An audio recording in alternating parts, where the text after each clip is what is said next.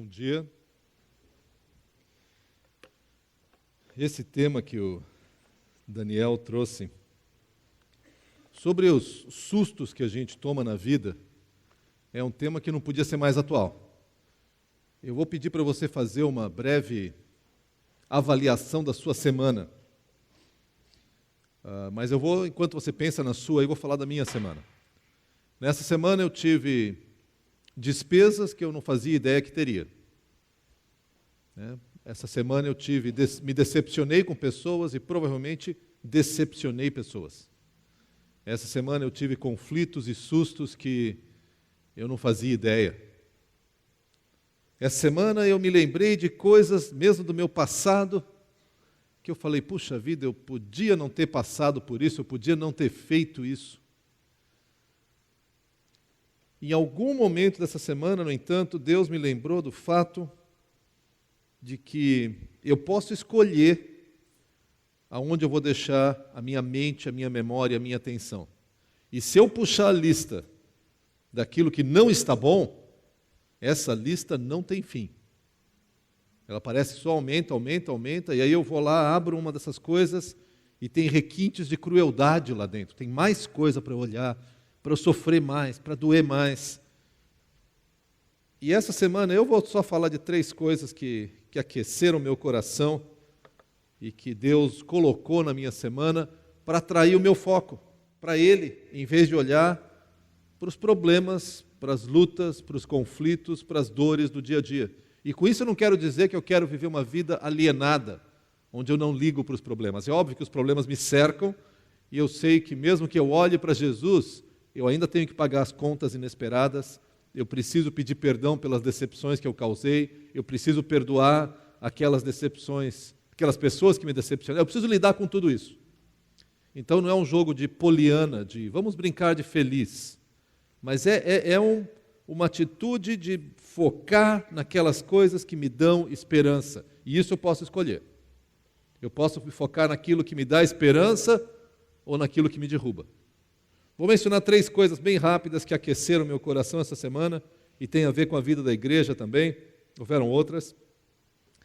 Na quarta-feira à noite, o nosso grupo se reuniu e eu chamei de uma pororoca de pessoas. E o pessoal, pororoca? Pororoca é o encontro das águas, assim, né? Que reúne aquelas 2 águas assim. Opa, eu mexi aqui, não? Já estamos avançando? Ah, não, tá bom. Nosso grupo tem mais ou menos 9 casais. Só que quase nunca estão os 9 juntos, né? Vão uns 6, 7, faltam 2, depois na semana seguinte faltam outros. Bom, nessa quarta-feira eles combinaram de irem todos. Faltou um casal ainda, mas aí veio mais um visitante que está se envolvendo com nós. Nós tínhamos mais de 18 pessoas na nossa sala é grande, mas estava lotado. Tinha 18 pessoas, uma tribo de crianças, eu nem contei quantas, mas tinha muitas crianças. Mas que momento agradável diante de Deus. Que coisa gostosa da gente poder compartilhar, conversar, orar. O último casal saiu da minha casa depois da meia-noite. Eu estava meio dormindo em pé, mas estava muito gostoso, muito gostoso. Na quinta-feira nós começamos o curso de Romanos. Foi um curso, para mim, muito gostoso. Foi muito interessante a gente poder compartilhar, falar. Inclusive, devo dizer para vocês que, infelizmente, o curso está lotado, não tem mais vagas. Porque nós queremos mantê-lo um pouco menor, cerca de 20 pessoas, para ter mais interação, troca. Ano que vem, se possível, a gente repete o curso. Mas que momento gostoso de abrir a palavra e ir discutindo. E às vezes, na introdução do livro, quando Paulo diz, Paulo, servo de Deus, chamado para ser apóstolo, nós gastamos 15 minutos discutindo o que significa ser servo. Qual o propósito de apóstolo? E o que significa esse evangelho prometido desde o passado? Que momento precioso, 20 pessoas reunidas em torno da palavra ali, discutindo profundamente. Para o azar deles, eu passei um monte de tema para eles, mas isso é outra coisa. Ontem à noite, eu estive no acampamento dos adolescentes, dos up-teens, estão todos vivos, podem ficar tranquilos. Houve só um acidente, uma pessoa que caiu da árvore, mas foi a minha filha, que é coordenadora do ministério, então ela está viva, né? Menos mal. Samuel está trazendo as mensagens, tem sido muito bem recebido, tem uma equipe lá profissional cozinhando, a Vera, a Simone e a Genesi preparando uma comida que estava uma delícia, delícia para adolescente. Ontem foi hambúrguer, por exemplo, cheeseburger. Então, estava uma delícia. E na sobremesa ainda tem sorvete. No meu tempo de adolescente não tinha sorvete, sobremesa e acampamento. Se tinha sobremesa já era uma alegria, quanto mais sorvete, e à vontade ainda. Mas isso aí não é tão o mais importante.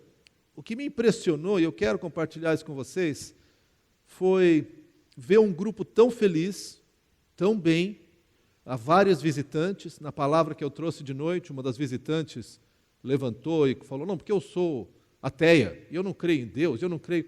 No meio de todos os adolescentes, você fala, e aí? Foi um momento ótimo, porque eu pude conversar com ela, os adolescentes todos com o olhão arregalado assim, assistindo, né? E vendo, e como é que é. Foi um momento muito precioso. Mas o que me impressionou foi ver um grupo de 40 e poucos, acho, 42, 43 adolescentes, mais 10 jovens, e que momento abençoado. O pessoal jogando futebol, o pessoal, na hora das refeições, eram mesas pequenas, e aí nós vimos que, e eu só olhando, né, filmando na minha mente, e os adolescentes se espalharam pelas mesas, e cada um dos líderes jovens sentou numa das mesas. E não sei se eles combinaram isso, mas havia uma interação, havia uma...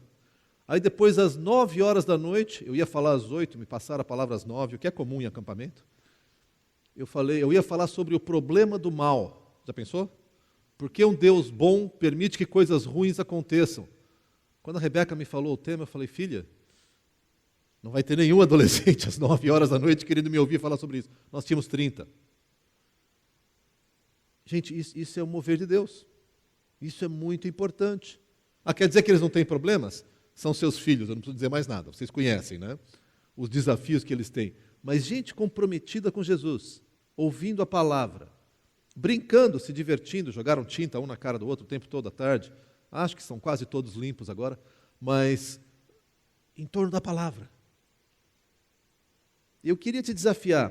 Olha a tua semana. Eu sei que se você for puxar a lista das coisas que te derrubam e desanimam, a lista é longa. E é verdadeira, não quero diminuir essa lista. Eu te desafio a olhar a lista das coisas que nos encorajam. Quais coisas te encorajam essa semana?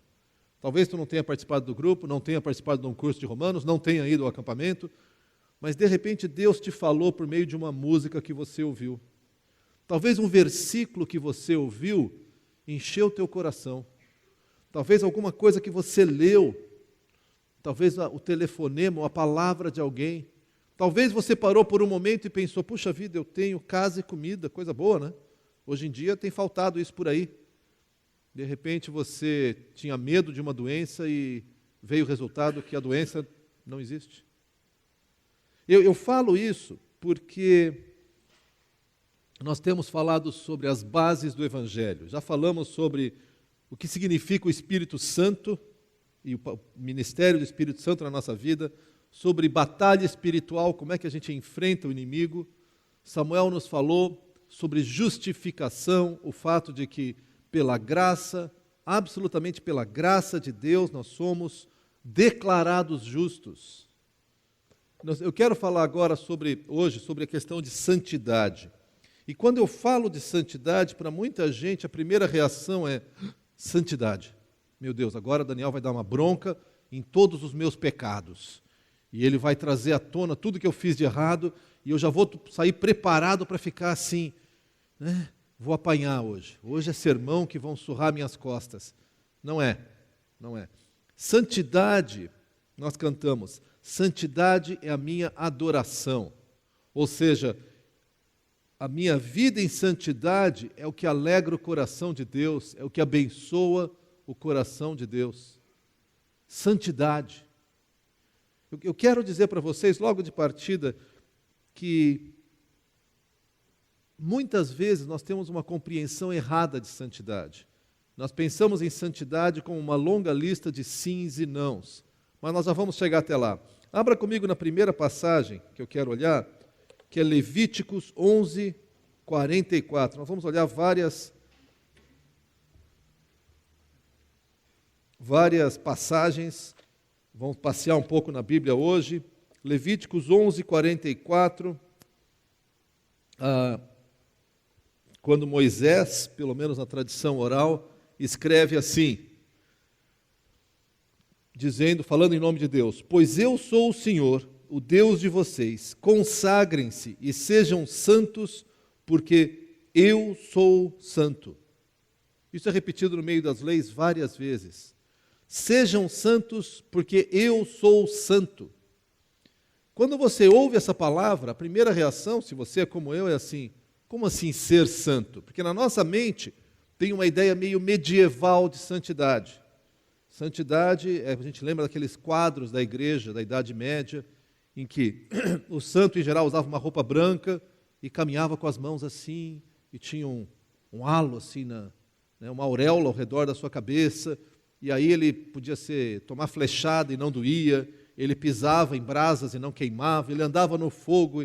Então fica aquela ideia de um meio super-herói, o santo é alguém. Mas é engraçado porque nós temos algumas coisas que, na verdade, ao invés de ajudar, vão tornar mais pesado. Abra comigo agora em Hebreus. Primeiro vem a ordem: sejam santos, porque eu sou santo. No livro de Hebreus, lá no Novo Testamento, capítulo 12, Hebreus 12, verso 14. Hebreus 12, 14. Eu estou pegando alguns versos que, na verdade, se tirados fora do contexto, tornam santidade uma coisa mais pesada. Mas não é aí que eu vou parar, pode ficar tranquilo. Hebreus 12, 14 diz assim: esforcem-se para viver em paz com todos. Já é complicado, né? Viver em paz com todo mundo exige um grande esforço da nossa parte. E para serem santos, sem santidade ninguém verá o Senhor. Pesa ainda mais, não pesa? Para mim pesa. Quer dizer, tá, Daniel, esforça-se para viver em paz com todos. Ah, Senhor, eu quero viver em paz. E para ser santo, eu vou tentar, porque sem santidade ninguém verá o Senhor. Estou roubado. Como é que eu vou viver uma vida assim? Mais uma passagem ainda em 1 Pedro. 1 Pedro, capítulo 1, verso 16. Aliás, deixa eu ler a partir do verso 15. 1 Pedro 1, 15 e 16. Mas assim como é santo aquele que os chamou, sejam santos vocês também em tudo que fizerem, pois está escrito: sejam santos porque eu sou santo, citando Levítico. A essa altura, como nós temos essa compreensão de santidade, que é não errar nunca, não falar nada de mal, não pensar nada de mal, isso nos gera medo. Porque se você é minimamente honesto, tu percebe: eu não vou atingir esse padrão. Como assim viver uma vida santa? Eu luto muito para não fazer grandes besteiras, para fazer só as pequenas. Agora, sejam santos em tudo que vocês fizerem. E esse medo tem um efeito ainda pior na nossa vida, porque toda vez que nós temos medo, a primeira reação nossa é se esconder. Eu tenho medo, eu escondo. E esse se esconder, ele se torna uma coisa ainda mais pesada no nosso coração. E nós entramos naquilo que eu chamo de uma competição entre performance e coração. De um lado você tem a performance, que é aquilo que é visível, aquilo que as pessoas observam ao meu redor. Performance se baseia nas minhas ações, no que eu faço. Então, por exemplo, eu venho ao culto, eu me visto de uma certa maneira, eu falo algumas coisas, eu me comporto de um certo jeito. Isso é performance. Além de visível, o problema é que ela acaba caindo em aparência. Então pense comigo aqui, tá? Performance, que é visível e gera aparência. Por que aparência? Porque, na verdade, é aquilo que eu posso ver. O problema da aparência é que tem uma velha regra de educadores, que é a seguinte: você sempre consegue aquilo que você cobra, não necessariamente o que você quer. Então, se você quer ensinar matemática, mas na hora você cobra memória, o que os alunos vão fazer é memorizar. Se você quer outra coisa, você tem que cobrar de outra forma. Ou seja, Quando nós percebemos que eu não consigo atingir a santidade, que as coisas assim ao meu redor, aquilo que eu posso fazer, eu não estou conseguindo, eu começo a disfarçar. Eu começo a desenvolver uma aparência de santidade. Agora, se você tem performance aqui, você tem coração aqui. Coração, que realmente é o foco da santidade, são coisas invisíveis. Você não sabe se uma pessoa está amando ou não. Você pode interpretar por suas ações se ela está amando ou não. Você não sabe se uma pessoa está em paz ou não. Quer dizer, algumas pessoas, talvez como eu, que expressam demais seus sentimentos, é fácil de ver. Mas uma pessoa que é mais retraída, não é tão expressiva, ela pode estar fervendo por dentro com aquela cara de paisagem, assim, como se tivesse tudo tranquilo. E está com uma úlcera no estômago.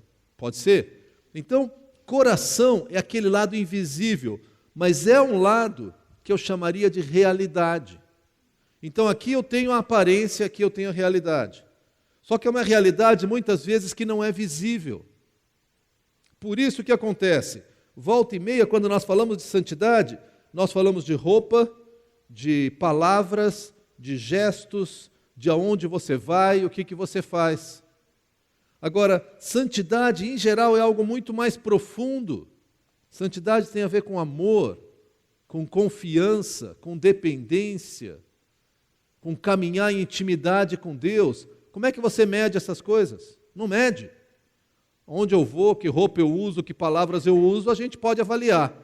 O que está no meu coração, dá para a gente perceber às vezes, mas tem que andar perto.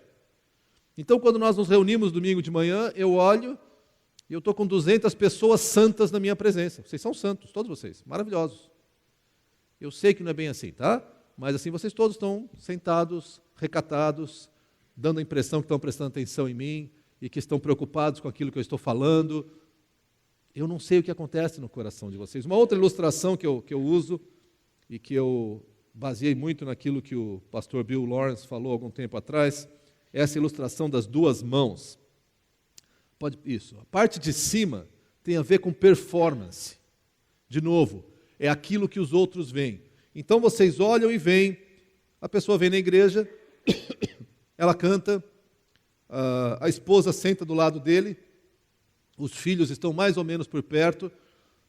Por baixo de tudo isso aqui, tem a base que é a sustentação, que é aquilo que tem a ver com o coração. Coração é quem nós somos de verdade diante de Deus, mas você só vê a parte de cima. A parte de baixo você não vê, você vê só a parte de cima. O que acontece? Com o tempo, a gente se descuida da parte de baixo. Pode passar o próximo aí, ó. Ou seja, começa a encolher aqui embaixo. A parte de cima continua igual, porque nós mantemos as aparências. Ou seja, se eu não estou tão conectado com Deus, eu continuo me comportando de uma maneira relativamente educada. Mas o meu coração, eu estou começando a descuidar. Talvez eu não busque tanto a Deus. Talvez eu não ore tanto. Talvez eu não estou assim no momento de um coração sincero derramado diante de Deus. Mas como eu disse, a parte de baixo você não vê, você vê só a parte de cima. Então a pessoa continua vindo na igreja, se comporta direitinho, vai no pequeno grupo, faz as suas ofertas, fala direitinho e você não percebe. E o que acontece com o tempo é que daqui a pouco, pode passar o próximo para nós? Mais um, isso. Daqui a pouco, aquela base se reduziu a um único dedo. Ou seja, a aparência continua igual. Porque a aparência, gente, é comportamento. Agora, a base é uma vida falsa. É um faz de conta. E o que vai acontecer fatalmente é que essa parte de cima vai cair. Vai ruir, porque não dá para manter assim. Aquela aparência de família perfeita vai vir abaixo. Então o que eu faço? Eu faço mais força para manter a aparência? Não. Santidade tem a ver com a parte de baixo, porque obviamente tem frutos para a parte de cima. Se eu cuidar do coração, isso vai, desculpa a redundância, vai vazar para fora, ou seja, vai afetar a parte de cima, vai mudar o meu modo de agir. Eu queria dizer mais para vocês, eu queria dizer, cuidado com as aparências. Isso. Cuidado com as aparências. Eu quero olhar 3 passagens bem rapidamente, como Deus, desde o Antigo Testamento, a gente costuma pensar, no Antigo Testamento Deus exigia lei, hoje Ele vive na graça. Abre comigo no Salmo 50. Quero que vocês vejam como Deus despreza a aparência. Salmo 50, a passagem é um pouco longa, mas me acompanhem, por favor, do verso 7 até o verso 15 do Salmo 50. A gente lê assim. Isso aqui é Deus falando num salmo de Asaf. Ouça, meu povo, pois eu falarei. Vou testemunhar contra você, Israel. Eu sou o seu Deus, eu sou Deus, o seu Deus. Não o acuso pelos seus sacrifícios, nem pelos holocaustos que você sempre me oferece. Israel estava cumprindo sacrifícios, fazia todos os holocaustos direitinho, e eram vários holocaustos, de várias maneiras. E Deus fala, eu não estou reclamando dos seus holocaustos. Olha só do que Deus vai reclamar, verso 9. Não tenho necessidade de nenhum novilho dos meus estábulos, nem dos bodes dos seus currais, pois todos os animais da floresta são meus, como são as cabeças de gado aos milhares nas colinas. Conheço todas as aves dos montes e cuido das criaturas do campo. Se eu tivesse fome, precisaria dizer a você? Pois o mundo é meu e tudo que nele existe. Acaso como carne de touros ou bebo sangue de bodes? Presta atenção no verso 14. Ofereça a Deus em sacrifício a sua gratidão. Cumpra os seus votos para com o Altíssimo e clame a mim no dia da angústia. Eu o livrarei e você me honrará. O sistema de sacrifício do Antigo Testamento era baseado em sacrifício de touros, de bodes, de ovelhas. E Deus fala, você acha porque você matou um bicho para mim, eu estou feliz contigo? Tu acha que eu preciso de comida para fazer churrasco, é isso? Deus não é contra os sacrifícios, foi Ele que instituiu o sacrifício, mas o que Ele quer mostrar é, isso é só aparência, eu quero o teu coração. Agora você vem e faz a aparência e acha que está abafando. E Deus fala, não. Vira uma página talvez, chega até o verso 50, Salmo 51, olha só versos 16 e 17.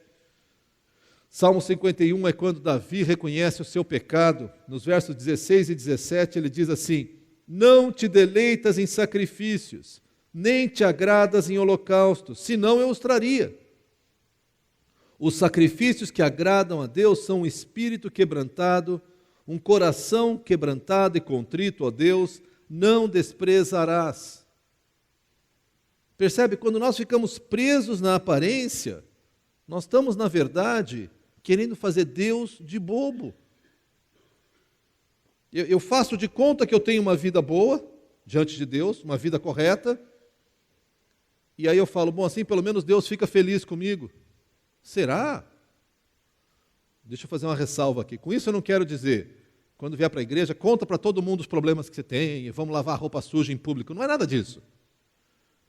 Mas eu quero chamar cada um, a começar por mim, a dizer, santidade, gente, não é comportamento.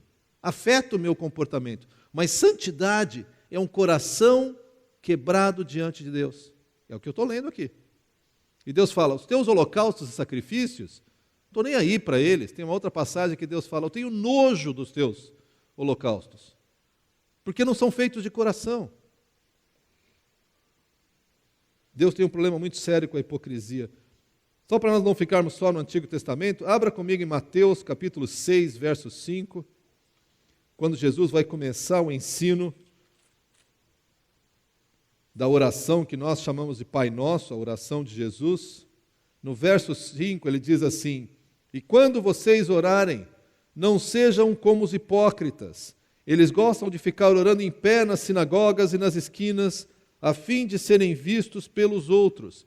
Isso é a essência de aparência.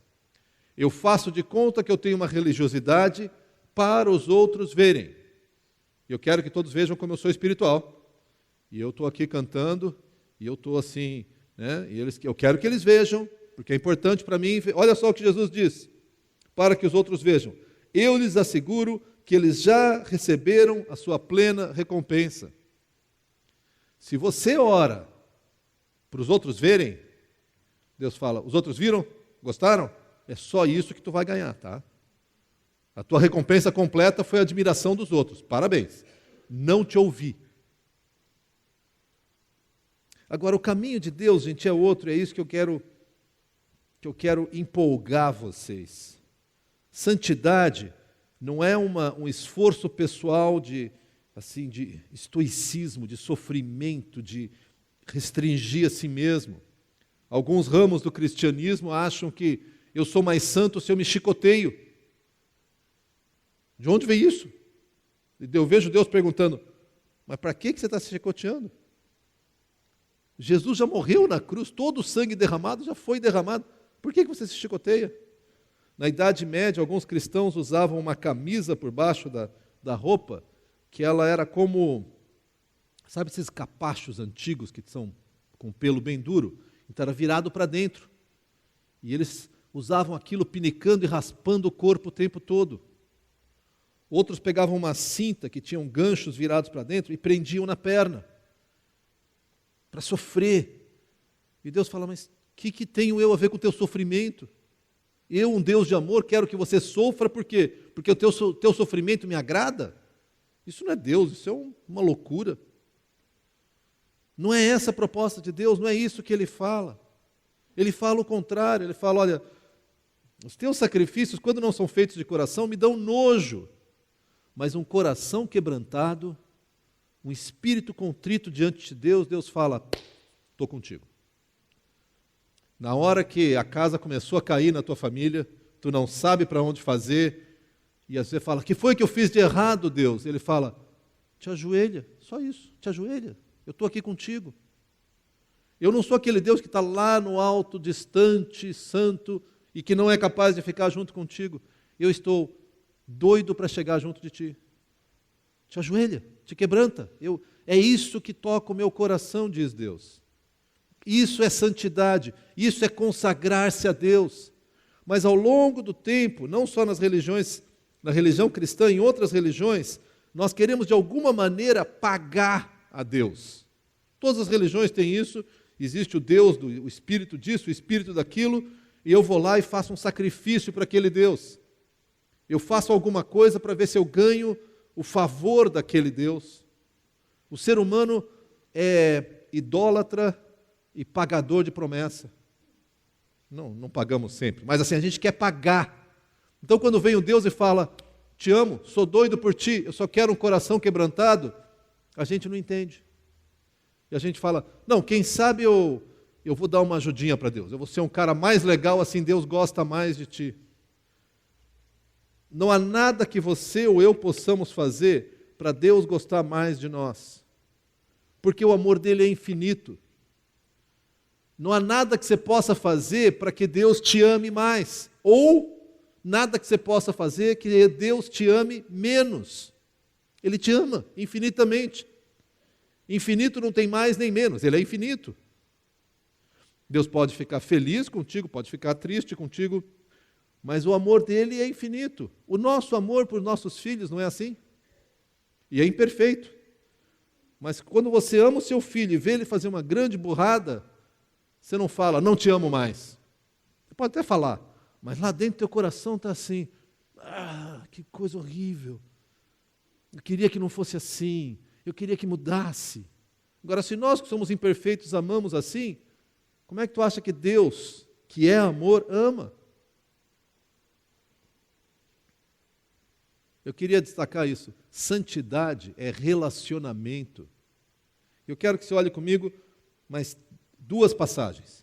E como nós começamos com Levíticos, vamos para Levítico de novo. Levítico 26, 12. E eu faço isso, gente, porque às vezes nós temos essa ilusão de que o Antigo Testamento é um Deus irado, que culpa as pessoas, que manda castigos e pragas, e é um Deus da lei. Olha só o que ele diz aqui, Levítico 26, 12.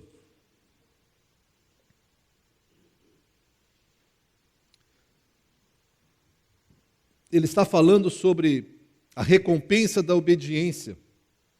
E chega no verso 12, ele diz assim: andarei entre vocês e serei o seu Deus, e vocês serão o meu povo.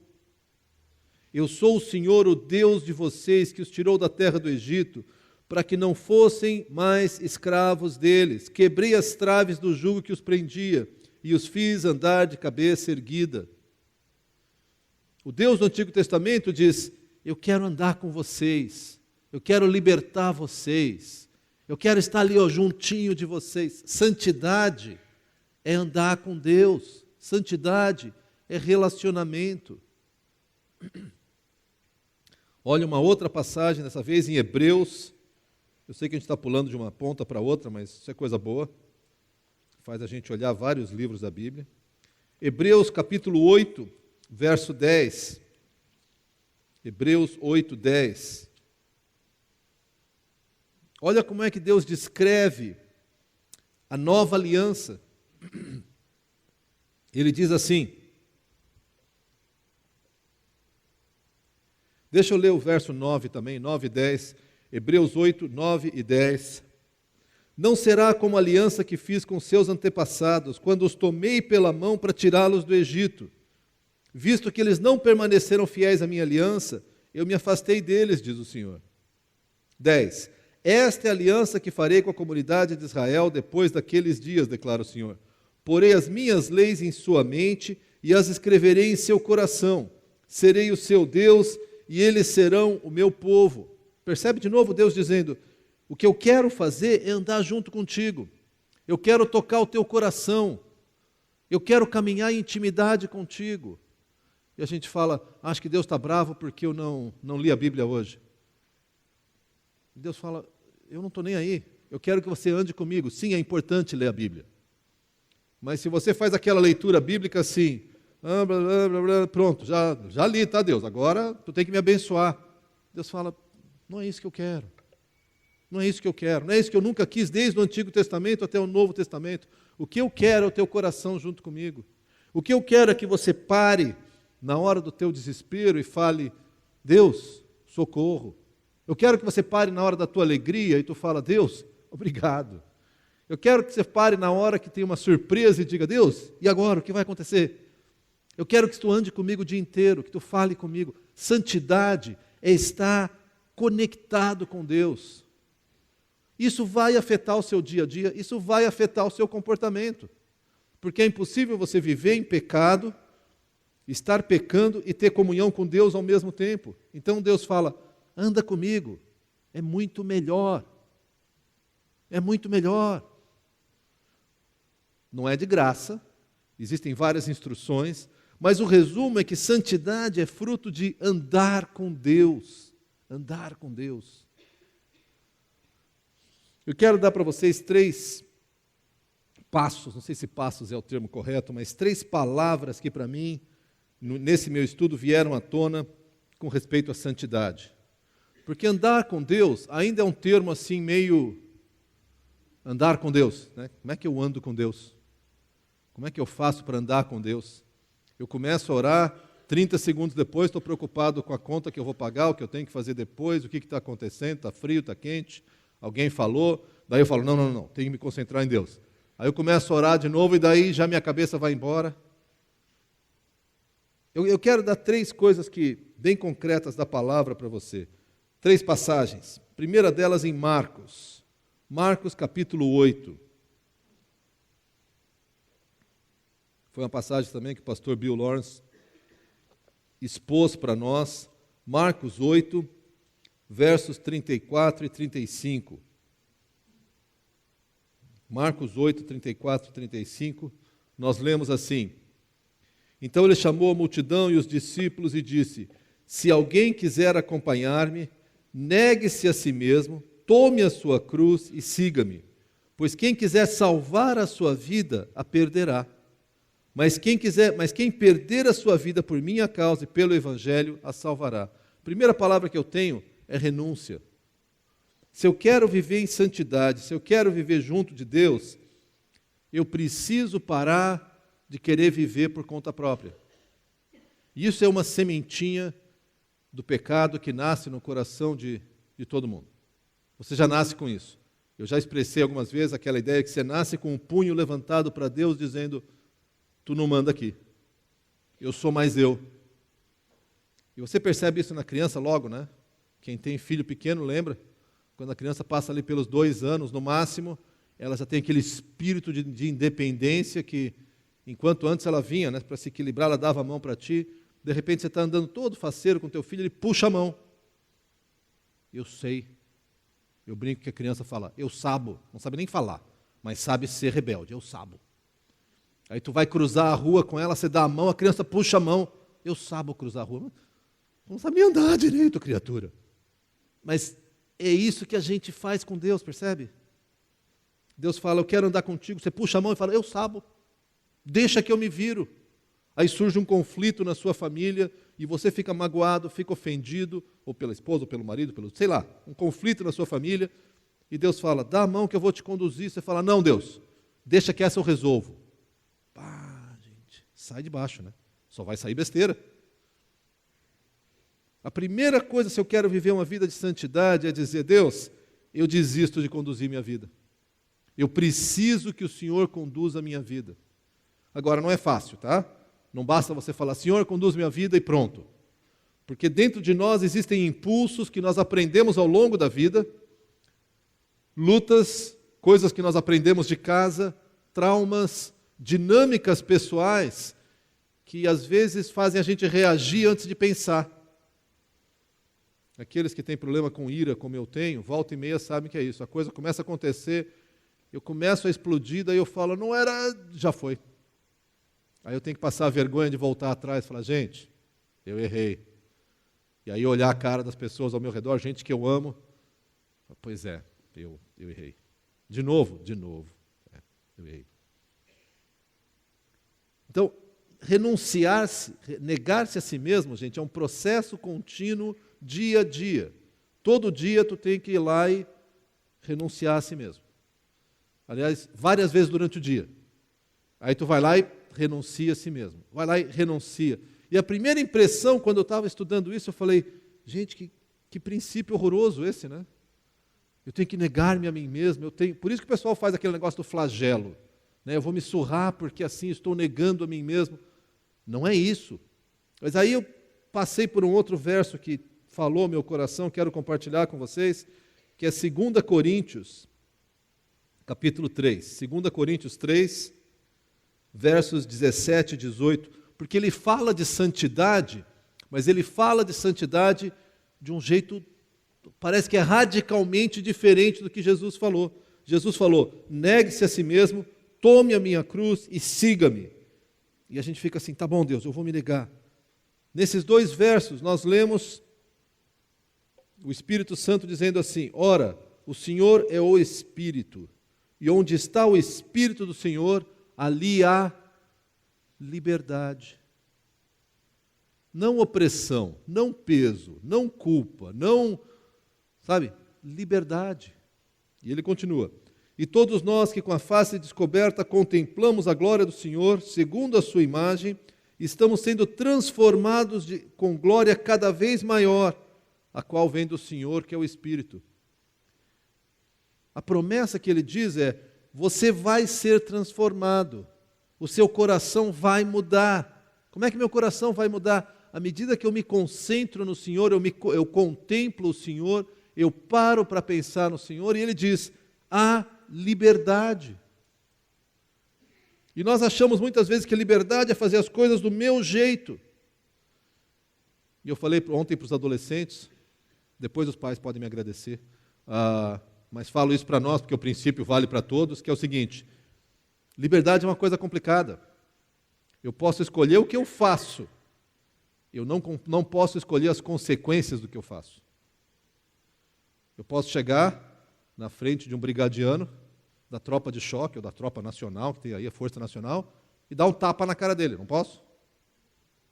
Poder eu posso, mas eu sou livre, eu posso fazer isso, tá, isso eu faço. Agora, a consequência do meu ato, essa eu não posso dizer, não, isso aí eu não quero dar o tapa, mas não quero que aconteça nada, isso não existe. Então, o que acontece? Na hora que eu sou independente e falo, vou seguir o meu caminho, Deus fala, segue e sofra as consequências. Por isso que ele diz, quando nós estamos seguindo a direção de Deus, no Espírito de Deus, a liberdade de obedecer a Deus e não sofrer as consequências terríveis que nós sofremos. E quando eu falo consequências terríveis, gente, aqui eu vou falar para os maridos só, mas não vocês, maridos de outras igrejas, tá? Aqui não. Quando tu é grosso com a tua esposa, não que vocês sejam, hipoteticamente só, tá? Vamos dizer. Tem consequências, não tem? Quando tu é insensível, não precisa nem ser grosso, quando tu é insensível com ela, tu não percebe? Aquela esposa querida e amada faz assim, dá uma encolhida. Algumas, em vez de fazer assim, elas fazem assim, mas tudo bem. Então, estou falando de outras famílias, não da igreja. Outras, tá?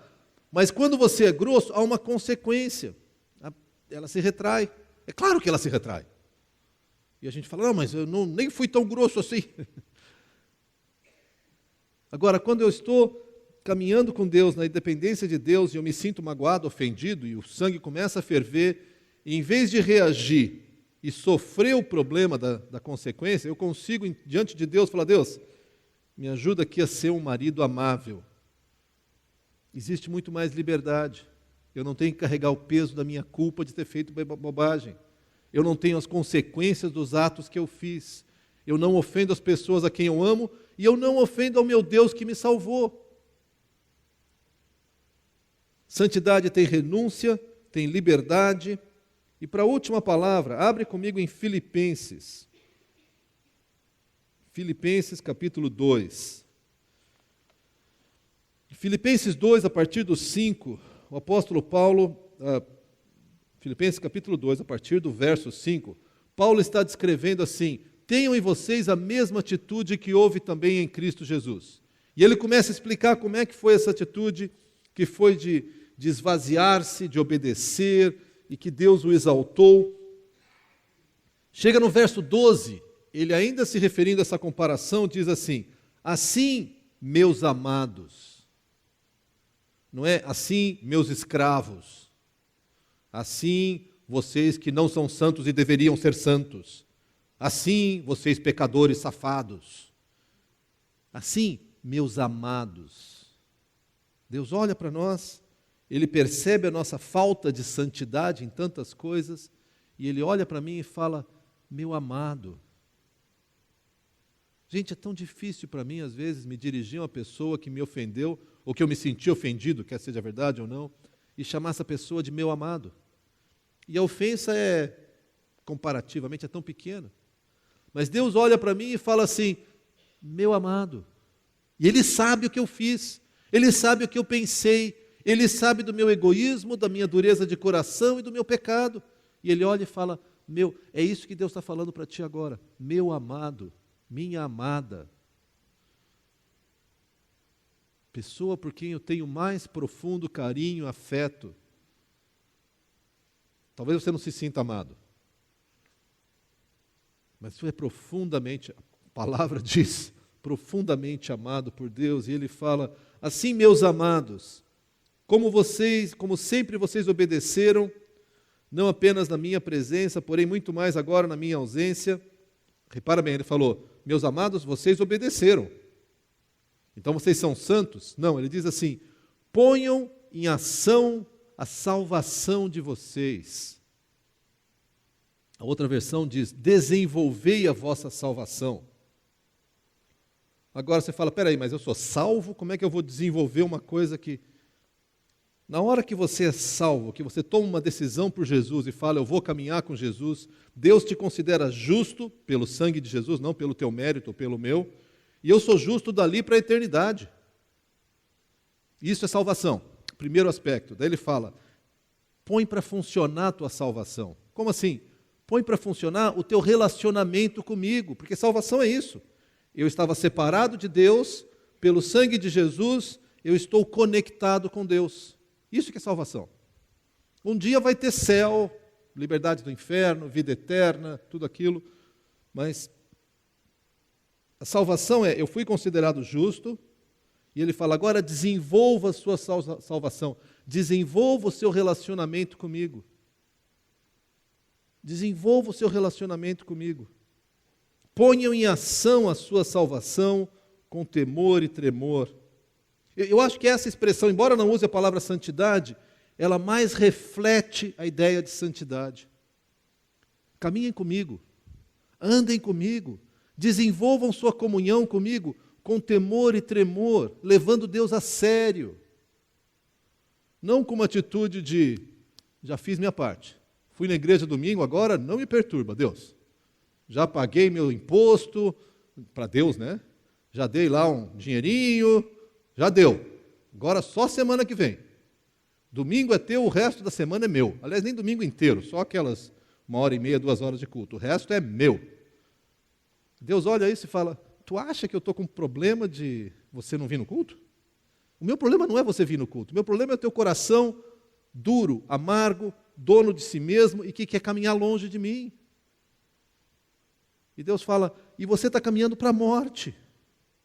Não de salvação, mas a morte assim, de relacionamentos destruídos, de uma vida pobre, de uma vida vazia. Vem andar comigo, vem andar comigo. Desenvolve a tua salvação.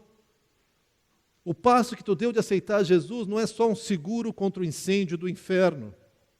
O passo de aceitar Jesus é o início de uma longa amizade.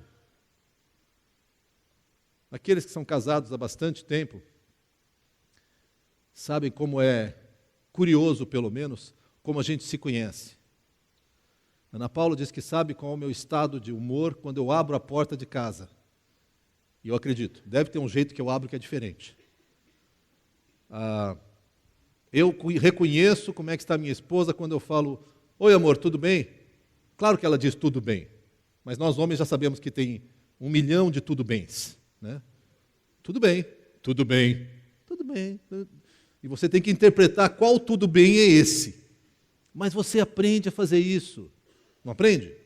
E você, quem é casado há menos tempo, está aprendendo ainda. Fica tranquilo, eu sou casado há mais de 30 anos, ainda estou no curso, tá? Até chegar lá no céu eu vou aprender mais. Isso é desenvolver o relacionamento. É aprender que tem hora que dá para falar, tem hora que tem que escutar. Tem hora que é só de curtir, tem hora que é de confrontar. O relacionamento nosso com Deus é a mesma coisa. E o fruto desse relacionamento é essa santidade. Vai afetar nosso comportamento. Mas, infelizmente, ao longo do tempo, nós aprendemos que ser santo é não fazer isso, não fazer aquilo. Você vai criando uma barreira assim. A gente fica lá dentro. E, gente, desculpa, santidade assim é muito chato. É opressiva, não é gostoso. É um sacrifício. A gente não se chicoteia, eu espero. Imagino que não. Mas é quase como se fosse. Deus fala, eu tenho uma vida fantástica, vem andar comigo. Quando eu digo fantástica, eu não quero dizer fácil, tá?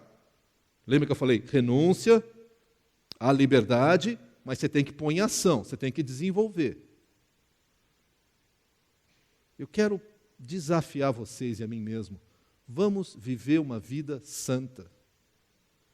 Nesse sentido, vamos andar junto de Deus. Gasta um tempo com Deus, todo dia de manhã. Eu tenho falado isso várias vezes. Quando eu levanto de manhã e paro para orar, e às vezes é uma oração flecha, aquela, Senhor, eu estou torto de sono às vezes, Senhor, eu quero viver para Ti hoje, quero andar em comunhão contigo, e isso vai começando a moldar o meu dia. E tem dia que eu levanto atrasado, correndo, fazendo tudo, e lá pelo meio da manhã eu percebo que eu levantei, e se fosse possível, deixei Deus lá no quarto, nem trouxe Ele comigo. Aí é a hora de parar e falar, Deus, perdão, quero caminhar contigo, vem moldar a minha vida.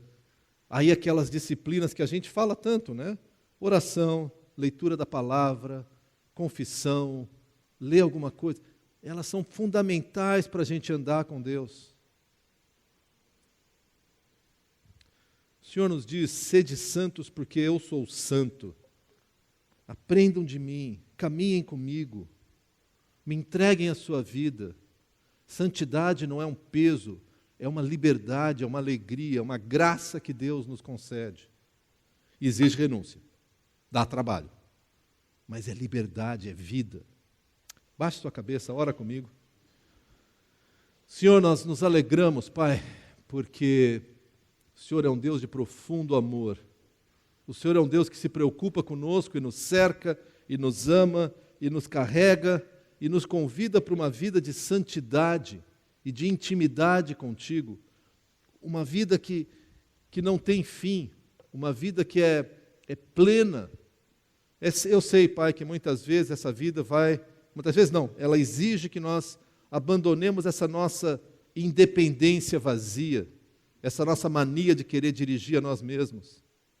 Mas, Pai, eu peço para a minha vida, e peço para a vida de cada um dos meus queridos, que a gente possa crescer em santidade, crescer com o coração quebrantado na Tua presença, crescer com o coração voltado para Ti, crescer com o coração que está, com o ouvido que está atento à Sua voz, ao Teu mover, ó Santo Espírito, que olha para Jesus, Senhor Jesus, e procura seguir a vida como a Ti, que confia no cuidado e no Teu amor, ó Pai. Vem nos fazer santos, Pai, à medida que caminhamos contigo, para a Tua glória. É o que nós pedimos, é o que nós agradecemos, no nome de Jesus. Amém.